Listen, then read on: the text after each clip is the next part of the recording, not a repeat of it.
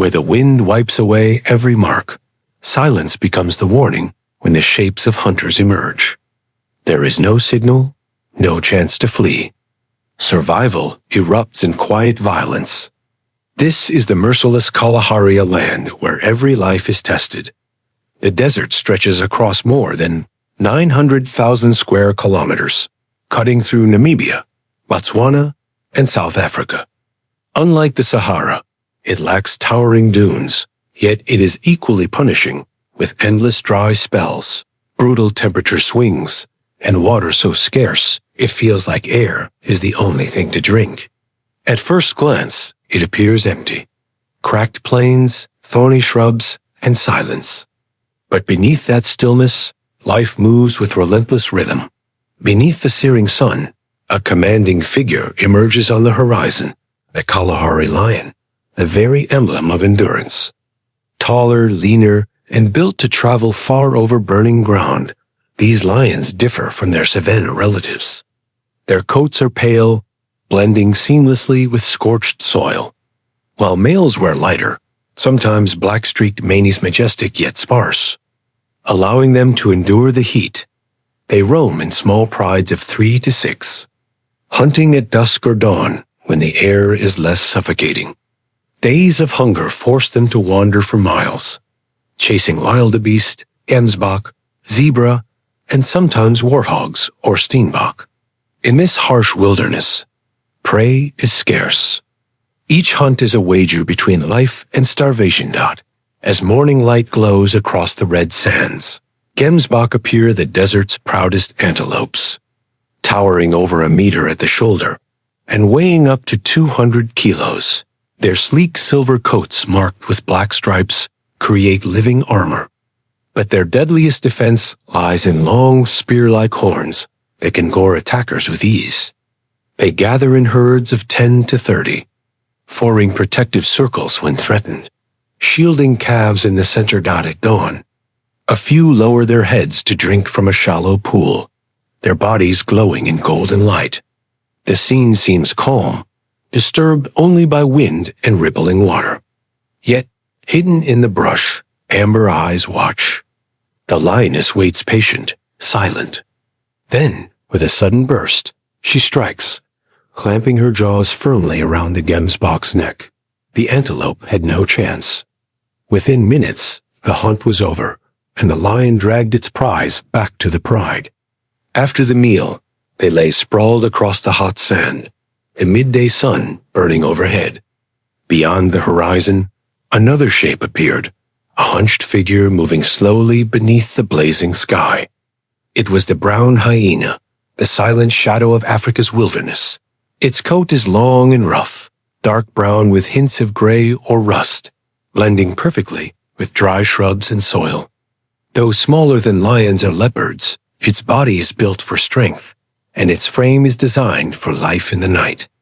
Standing nearly 80 centimeters tall and weighing up to 55 kilos, it has tall ears, a pointed snout, and longer front legs that give it a distinctive crouched walk. A thick mane runs down its back like a raised ridge. Unlike the spotted hyena, which thrives in noisy clans, this one lives alone or in loose groups, avoiding chaos. It seldom growls, seldom calls, choosing instead to glide quietly through the dark. Yet it knows where its kin are, leaving scents or faint hissing calls that map invisible boundaries. Breeding can occur any time of year, though it peaks after the rains. Females carry their young for about 3 months before giving birth to 1 to 3 cubs. Born with fur and open eyes, the cubs rely on milk before learning to scavenge alongside their mother. Masters of cleanup, brown hyenas strip carcasses to the bone, but they are not limited to leftovers. Rodents, birds, reptiles, even fruit nothing is ignored when survival demands it.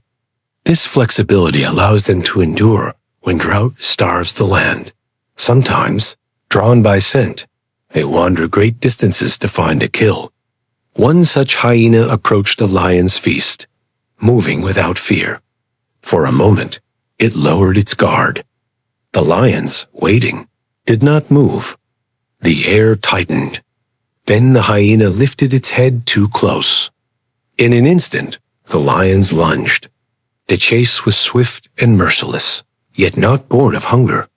It was dominance, a reminder of boundaries carved into the desert, who rules, and who vanishes. The Kalahari, though harsh and silent, thrums with life's strange rhythm.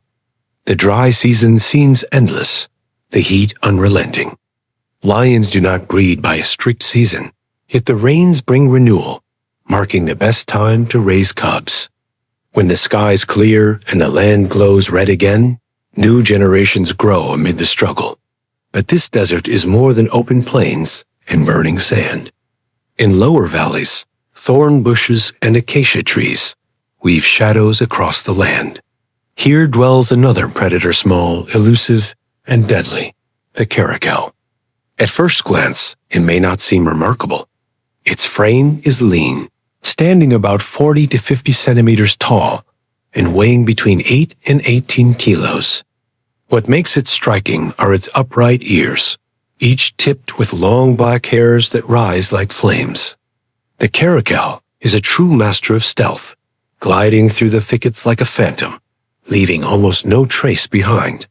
It possesses an extraordinary hunting skill, springing straight into the air. With leaps reaching 3 meters high, it can snatch birds mid-flight or strike down rabbits, quail, and ground squirrels from a distance that no other feline can match. No elaborate traps, no drawn-out chase. One flawless jump, and the prey vanishes in silence. Yet, the caracal is not the only predator haunting the dry Kalahari woodlands. The African spotted lynx moves here too. Its coat gleams golden, patterned with black spots, giving it the look of a miniature cheetah. Slender in build, it carries unusually long legs for its size, and its round, upright ears act like natural radar, always scanning for vibrations beneath the grass. It lives alone, a sensitive hunter that prefers twilight hours when day and night blur, its shape fading into the fading light. With its long limbs and lightning-fast leaps that stretch up to 3 meters, it can seize prey before it has the slightest chance to escape. As evening deepens along the dry edge of forest and desert, sunlight spills across the cracked ground like ribbons of fire. A spotted lynx moves silently through thin grasses, ears pricked every sound. Its movements are fluid, steps light as drifting air.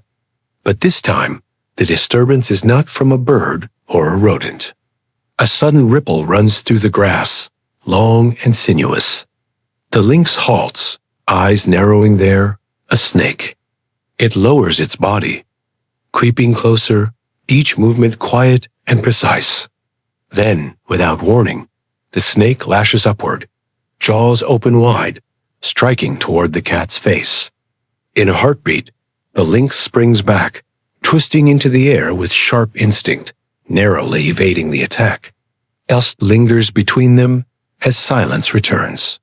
One is elegance in motion, the other a flash of deadly defense. This is no ordinary hunt. It is a reminder that every meeting in the wild carries the shadow of death. When the dry season arrives and hot winds sweep across brittle grasses, the breeding season begins. Though these cats live almost entirely in solitude, males wander vast ranges following the faint scent trails of females. There are no grand rituals, just quiet calls and gentle rubs among the bushes. Once mating ends, the male departs, leaving all responsibility to the female. After about 70 to 80 days, she gives birth to 1 to 4 kittens in a shaded thicket or an abandoned hollow. Their fur is soft, their markings faint, and for weeks they depend completely on her for nourishment and protection. She shifts the den frequently to avoid danger, while slowly teaching her young how to listen, hide, and wait for prey.